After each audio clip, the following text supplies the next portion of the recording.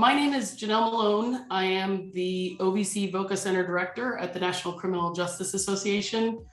Prior to that, I spent 15 years at the Iowa Attorney General's office serving as the state administering agency for several different federal formula program, victim service program funding sources, like Victims of Crime Act funds or VOCA, Violence Against Women Act funds, Family Violence Prevention and Service Act funds, and also state awards.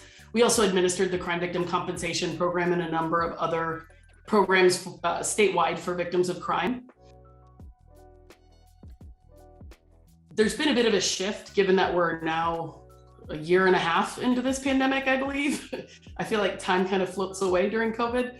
But especially in the beginning, and I would definitely say probably at least through all of 2021 or 2020 and then into at least the early part of this year, we really saw that emergency shelter was limited. Housing options were limited because of fear around spreading the virus. We saw emergency shelters reduce the number of victims they would take in, which forced them to have to kind of find creative solutions.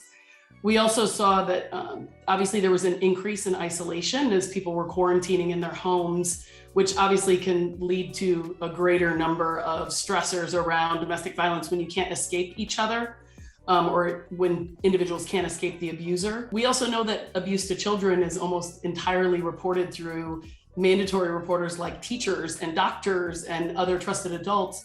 And when kids weren't in schools and weren't seeing their doctors, those numbers of child abuse reports went down significantly. And so again, the outlets to access supports were really kind of cut off, especially for some of the most vulnerable populations. You know, domestic violence especially was always a family issue. It was private for years and years and years. And now you're seeing things like the Me Too movement and Time's Up and, you know, all these different kind of grassroots activist type kind of generated awareness of the fact that this is happening to lots and lots of people and from all walks of life. I think it gets a little bit easier when you can other victims.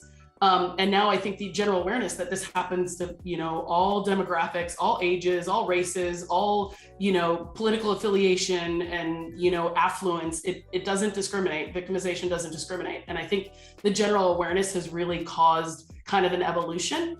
And also I feel like a general societal belief that it's not acceptable. Whereas we've seen a lot of these practices kind of flourish in, you know, undercover, if you will, in lots of different places, workplaces, homes, schools, you know, you name it, it existed. I also think that just service models have changed, and what we know about victimization and how to respond to victims has changed significantly. I talked about housing. I think we've learned a lot through the Housing First initiatives that emergency sheltering isn't the best option for all crime victims, and finding different ways to shelter people in their communities, either through scattered site housing or transitional housing. There's all sorts of different models of housing that I think allow programs to better adapt to the needs of victims.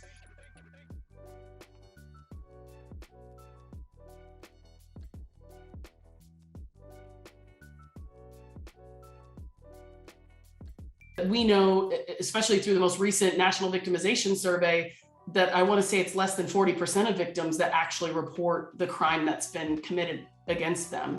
So if we're only accessing survivors through law enforcement encounters or, you know, the prosecution of an individual or through the court system, then we're missing the vast majority of individuals who never engage with the system. So I think that we have to find ways to better reach victims who don't report. And lots of victims don't report for a variety of reasons, you know, everything from the stigmas we know to barriers in reporting, you know, to a distrust in systems.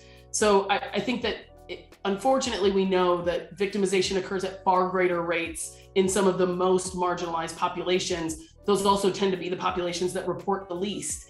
So I think a greater focus again on, you know, survivor-centered services, healing-centered engagement work, vulnerable populations, and providing a culturally responsive approach and making sure that those services are tailored to their needs. I think that that's something that we're going to have to focus or put a greater emphasis on in the future.